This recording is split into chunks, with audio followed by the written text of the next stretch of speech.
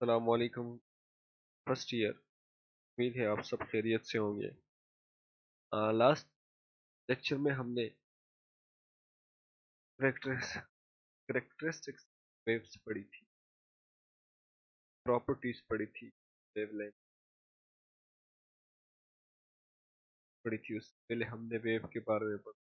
Chapter wave के बारे में सारा के सारे जो टॉपिक्स है वो सारे के सारे वेव से ही रिलेटेड। बेसिकली हमने दो टाइप्स पढ़ी, मैकेनिकल वेव, इलेक्ट्रोमैग्नेटिक कहते हैं। हम इस चैप्टर में चूंकि इस चैप्टर में हम सारे के सारे हम मैकेनिकल जो वेव्स है उनके बारे में स्टडी करेंगे। जो नेक्स्ट टॉपिक है हमारा वो है speed of sound. This is our next topic, that is speed of sound.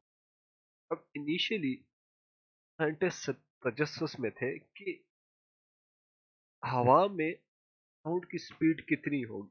इसके लिए डिफरेंट अटेम्प्ट किए, डिफरेंट साइंस, लेकिन जो इनिशियल जो तरीका उन्होंने अपनाया था वो ये था कि एक तोप लिया और उस तोप से फायर किया। उस तोप से जब फायर किया उसके थ्रू उन्होंने स्पीड ऑफ साउंड फायर किया। कैसे? एक तोप उन्होंने लिया और दूर खड़ा एक ऑब्जर्वर लिया जो उस तोप को ऑब्जर्व कर रहा था। वो दो चीजें ऑब्जर्व कर रहा था।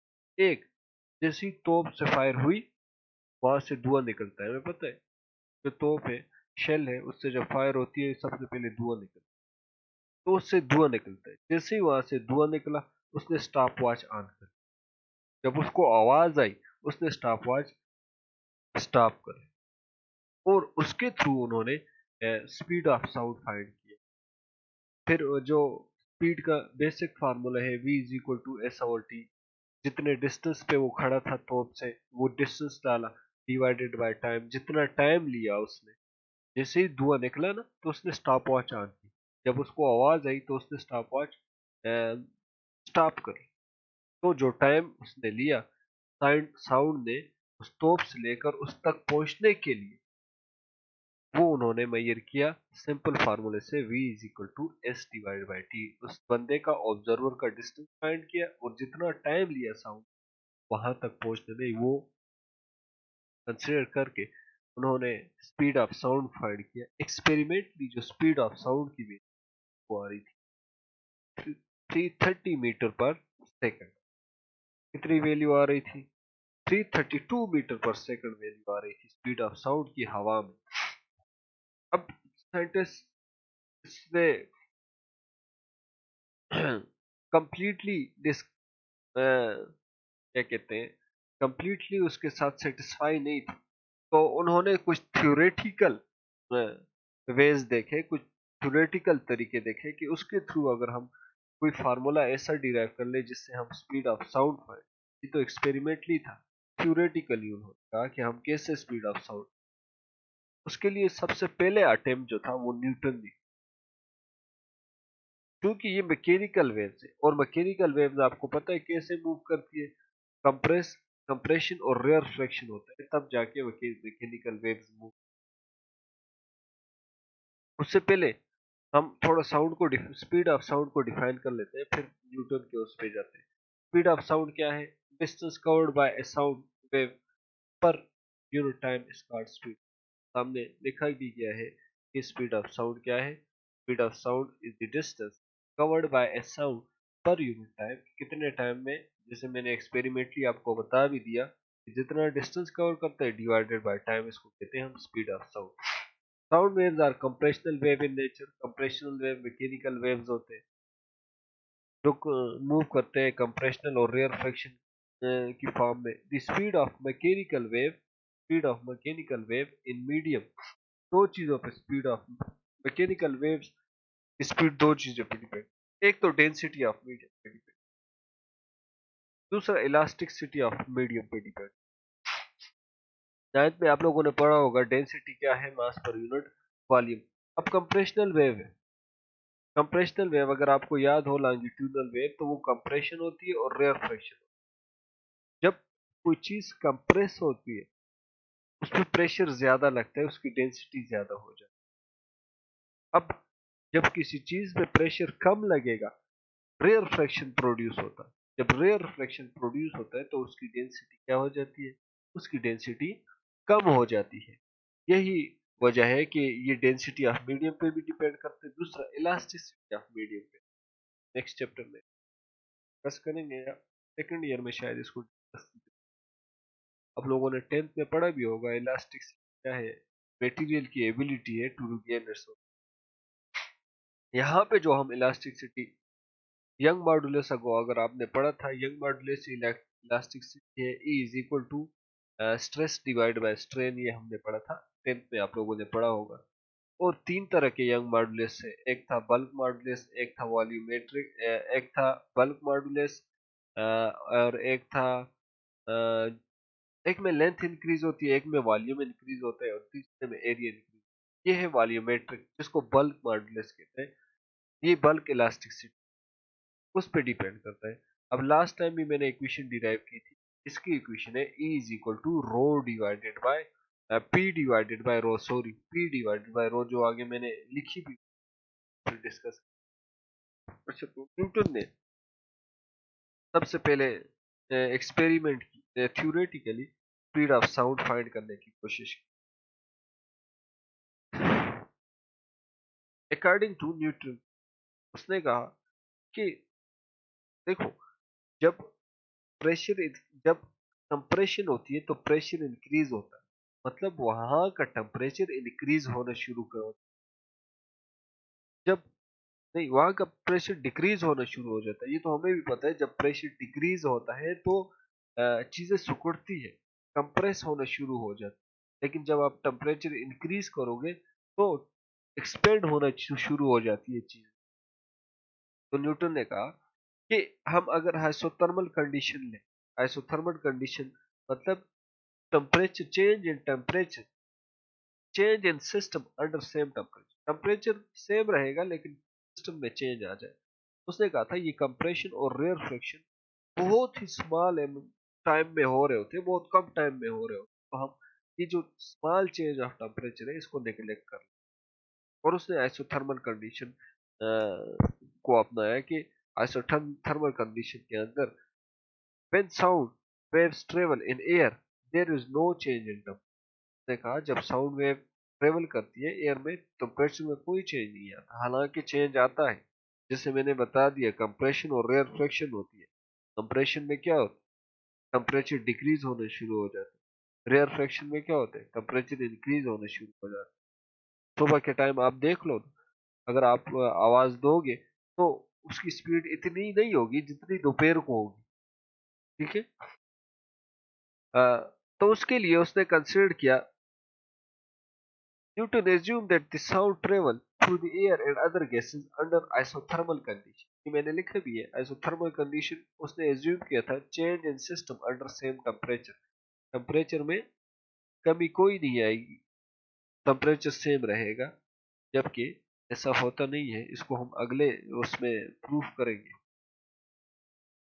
हाँ, ये फार्मूला था speed of sound in mechanical, speed of mechanical waves in air, जैसे साउंड वेव की बात कर रहा है। V इज इक्वल टू ई और रो। ई क्या है? ई इलास्टिसिटी है और रो मीडियम है। जो जो इस ई की वैल्यू है ये बराबर है, एक मिनट मैं लेजर ले लूं ताकि आपको भी समझ आए। मैं का इस ई की जो वैल्यू है that is equal to stress divided by strain. We know that what is strain? Strain is force per unit area. ये है बल्क स्ट्रेन। बल्क स्ट्रेन होता है वॉल्यूमेट्रिक स्ट्रेन, बल्क स्ट्रेन को हम वॉल्यूमेट्रिक स्ट्रेन कहते हैं, मतलब वॉल्यूम में जो चेंज आएगा। तो E is equal to F divided by A del V divided by B. इसको इक्वेशन 1 का नाम देते हैं, इसको इक्वेशन 2 का नाम देते हैं।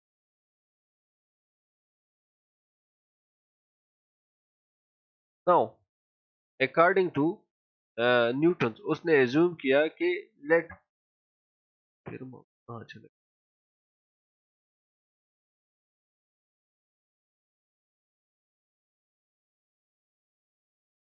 आइसोथर्मल कंडीशन को उसने एज्यूम किया था कि अगर हम छोड़ दे,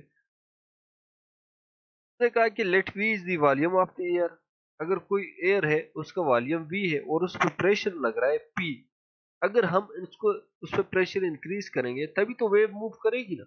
अगर हम प्रेशर नहीं इंक्रीज करेंगे तो वेव मूव नहीं करेगी। if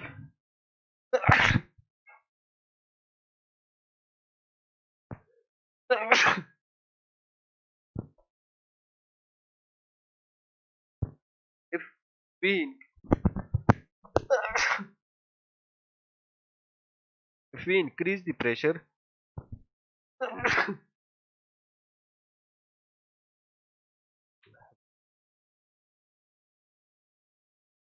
अगर हम प्रेशर को इंक्रीज करें पी से डेल पी तक, तो आप जब भी किसी चीज का प्रेशर इंक्रीज करोगे तो उसके वॉल्यूम में डिक्रीज आ जाएगा। ये ऑब्वियस है कि उसके वॉल्यूम में चेंज आ जाएगा। कितना चेंज आ जाएगा, डिक्रीज आ जाएगा, let V minus del V है। अकॉर्डिंग टू बॉयज ला क्या कहते हैं, P V is equal to constant, तो हम लिख सकते हैं P1 V1 is equal to P2 V2। Initially उस पे प्रेशर P था और वॉल्यूम उस एयर का V था, लेकिन जैसे ही हमने उस पर प्रेशर अप्लाई किया, प्रेशर इंक्रीज किया, तो उस पर प्रेशर इंक्रीज हुआ by an amount del P, और उस प्रेशर के इंक्रीज की वजह से उसका वॉल्यूम क्या हुआ, डिक्रीज हुआ by an amount minus del V. इन दोनों को मल्टीप्लाई कर लो तो आपके पास ये इक्वेशन, पीवी एक दूसरे के साथ कैंसिल हो जाएंगे, and since del P and del V are very small, ये जो चेंज आएगा अकॉर्डिंग टू न्यूटन, ये चेंज बहुत स्मॉल होगा। प्रेशर और वॉल्यूम में जो चेंज होगा बहुत स्मॉल होगा, इसलिए उसने कहा था कि टेम्परेचर कांस्टेंट रहे इस चेंज की वजह। तो अगर दो स्मॉल वैल्यू हो, उनको अगर आप मल्टीप्लाई करो तो वैल्यू आपके पास और भी छोटी आ जाती है। जैसे 0.3 है या 0.2, इन दोनों वैल्यूज को मल्टीप्लाई कर लो तो आपके पास वैल्यू और भी डिक्रीज हो जाएगी, कम आएगी। तो हम इस टर्म को नेग्लेक्ट कर लेते हैं, डेल पी डेल वी को नेग्लेक्ट किया तो ये तो कैंसिल हो गया था। 0 is equal to minus P del V plus V del P आ जाएगा। यहाँ से P minus P del V इस तरफ आ जाएगा तो प्लस पी डेल वी हो जाएगा is equal to V del P. इसी सिंपल कैलकुलेशन है ये। नेक्स्ट स्टेप में देखो, यहाँ यहाँ से v की वैल्यू डेल v की वैल्यू को डिवाइड कर ले सामने, तो आपके पास p किसके बराबर आ जाएगा, p is equal to v del p divided by del v। इस v को नीचे लेकर आ जाए, p is equal to del p divided by del v divided by v नीचे आ गया डिनोमिनेटर से डिनोमिनेटर। डेल पी प्रेशर है, चेंज इन प्रेशर को हम लिख सकते हैं फोर्स पर यूनिट एरिया, और ये बन गया change in volume del V divided by per unit original volume. Force per unit area किसके बराबर है, स्ट्रेस के बराबर। ये अब अभी हम पहले इक्वेशन में पढ़ के आए कि del V divided by V किसके बराबर है, बल्क स्ट्रेन के बराबर या वॉल्यूमेट्रिक स्ट्रेन के बराबर। और ये जो चीज आई है स्ट्रेस डिवाइडेड बाय स्ट्रेन, ये इलास्टिसिटी के बराबर है। ये देख ले आप, force per unit area divided by volumetric strain किसके बराबर था, del B divided by V, ये बराबर हो गया ई के। तो हम लिख सकते हैं इस इक्वेशन को that P is equal to stress divide by strain is equal to E, किसके बराबर है, ई। इक्वेशन 1 में रिप्लेस कर ले, P किसके बराबर आ गया, P आ गया स्ट्रेस डिवाइड बाय स्ट्रेन जो कि बराबर है ई के, मतलब P इज इक्वल टू ई। तो equation 1 implies that V is equal to, हमने इलास्टिसिटी की जगह P पुट कर लिया डिवाइडेड बाय रो। अब हवा में प्रेशर कितना होता है, 9 क्लास में आप पढ़ के आए हो, P is equal to rho M into G H. यहाँ P की जगह P की वैल्यू पुट कर ले, यहाँ इस इक्वेशन में, इसमें P की जगह उसकी वैल्यू पुट कर ले, rho M H divided by रो।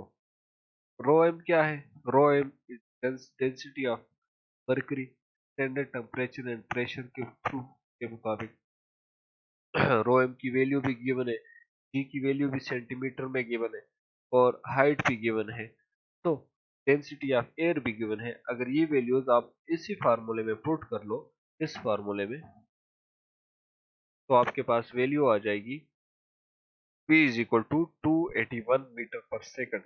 ये वैल्यू थ्योरेटिकली न्यूटन ने सॉल्व कर की थी, फाइंड की थी, जो कि speed of sound in air की थी, that was 281 metre per second. But experimentally value 332 metre per second थी। तो इनमें ह्यूज डिफरेंस था। कितना परसेंट डिफरेंस था? 16% डिफरेंस था। अब इस वैल्यू को इंटरप्रेट करने के लिए या कोरेक्ट करने के लिए लेप्लास ने कुछ करेक्शन, इंशाल्लाह वो करेक्शन हम नेक्स्ट लेक्चर में डिस्कस करेंगे कि लेप्लास ने क्या करेक्शन की थी इस फार्मूले में। Okay, see you in next lecture. फी अमानुल्लाह, अल्लाह हाफिज।